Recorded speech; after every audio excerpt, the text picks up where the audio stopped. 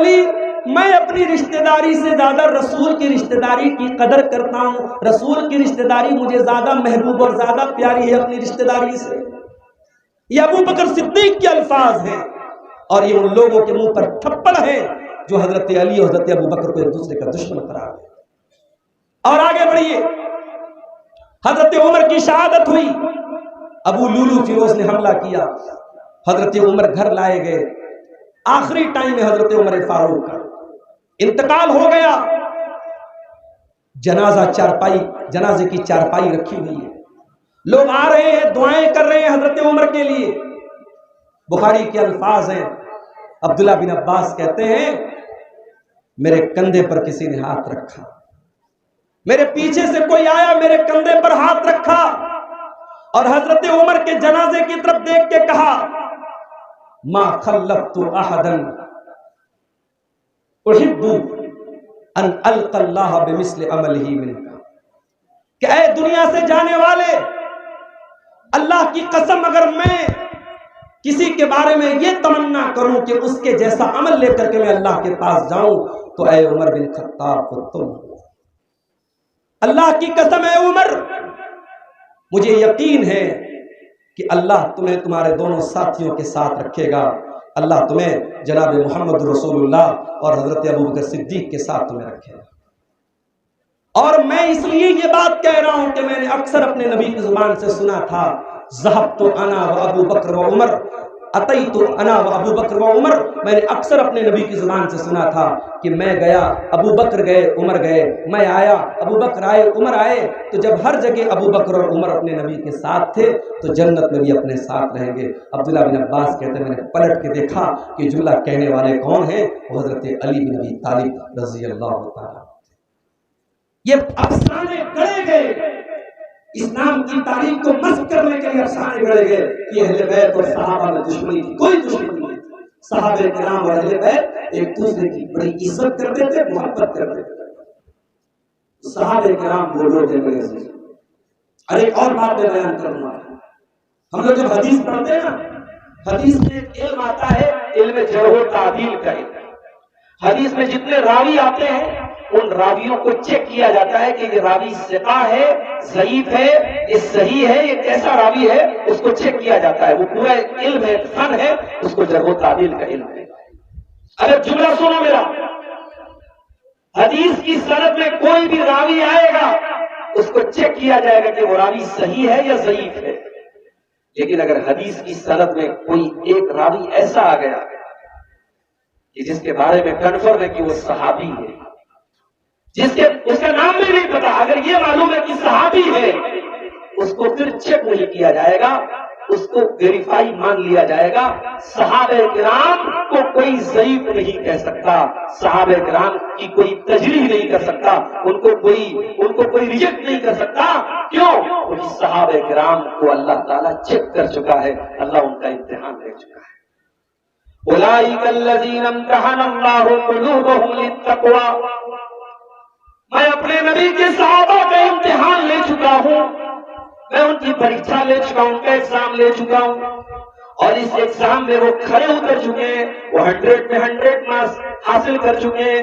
سورہ توبہ کی 100 نمبر کی آیت اٹھاؤ، والسابقون الاولون من المہاجرین والانصار والذین اتبعوہم بإحسان، میرے نبی کے وہ صحابہ جو ہجرت کرنے والے مہاجر تھے، یا وہ صحابہ جو انصاری تھے، جو پہلے ایمان لائے، جو بعد میں ایمان لائے، رضی اللہ عنہم ورضوا عنہ وأعد لهم جنات تجری تحتها الانہار، اللہ ان سے راضی ہو گیا، وہ اللہ سے راضی ہو گئے، اور اللہ نے ان کے لیے جنت تیار کر کے رکھی ہے۔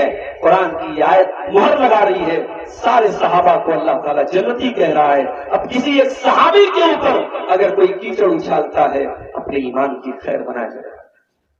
مجھے واقعہ یاد آیا، ہماری جماعت کے بہت بڑے عالم تھے علامہ ثناء اللہ امرتسری رحمۃ اللہ علیہ۔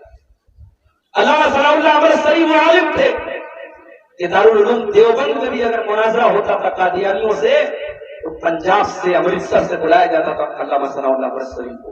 ان کو صرف اہل حدیث نہیں، علماء دیوبند بھی اور دیگر مسالک کے علماء بھی جب غیر مسلموں سے مناظرے کی نوبت آتی تھی ان کو بلایا جاتا تھا۔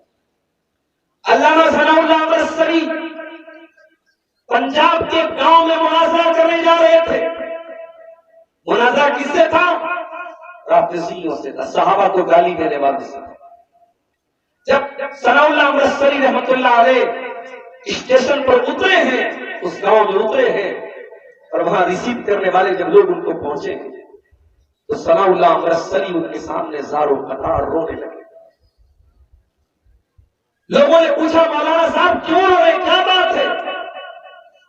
کہ تمہیں معلوم ہے کہ آج کے مناظرے کا ٹاپک کیا ہے، مناظرے کا عنوان کیا ہے؟ آج کے مناظرے میں مجھے ثابت کرنا ہے کہ ابو بکر اور عمر مسلمان تھے، ایمان والے تھے، ان کا ایمان مجھے ثابت کرنا ہے. مناظرے کا ٹاپک یہ ہے.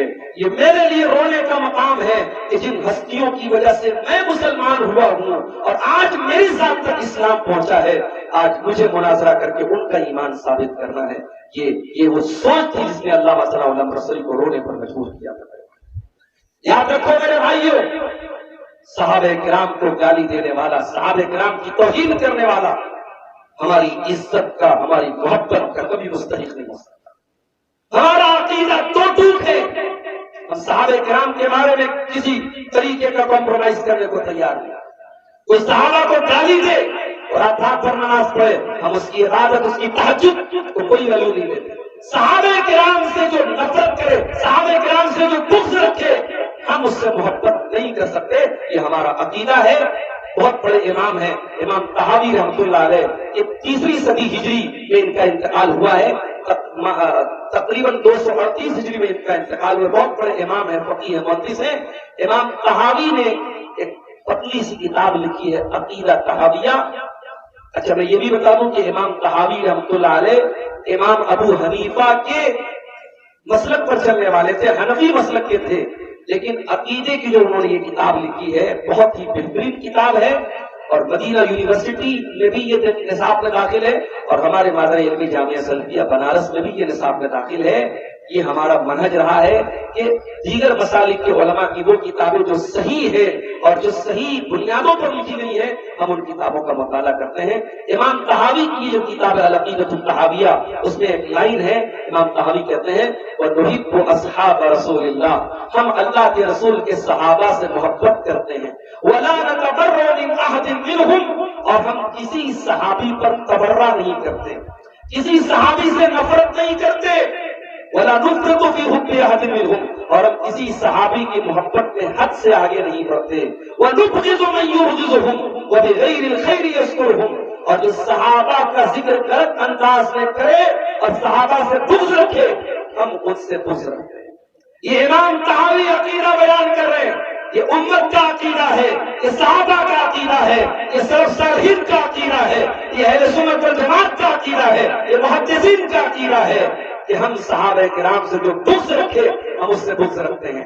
اور ہم صحابہ کرام کا ذکر ہمیشہ اچھے انداز میں کرتے ہیں. اور امام طحاوی کہتے ہیں وَحُبُّهُمْ دِینٌ وَإِیمَانٌ وَإِحْسَانٌ، صحابہ کی محبت دین ہے، صحابہ کی محبت ایمان ہے، صحابہ کی محبت احسان ہے.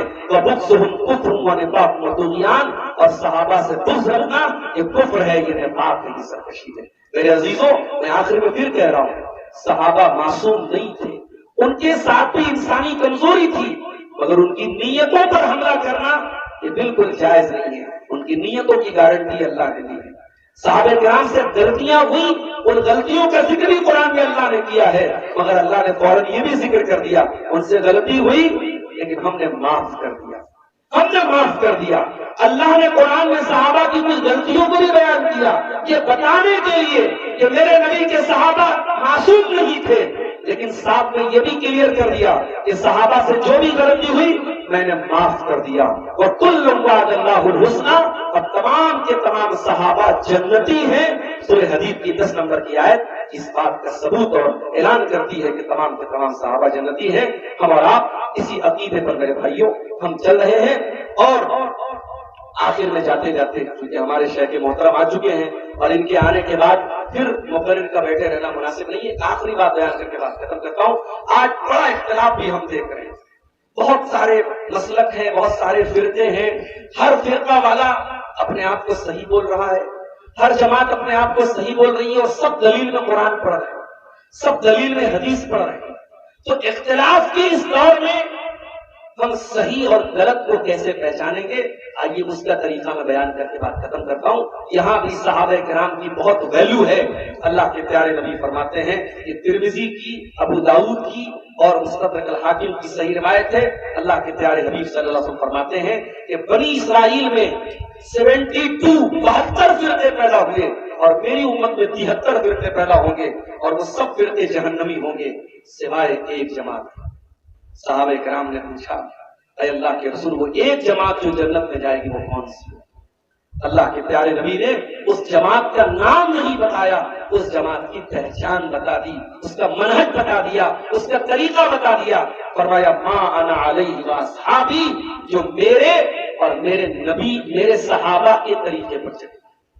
دیکھو قرآن وہی ہے، حدیثیں وہی ہیں۔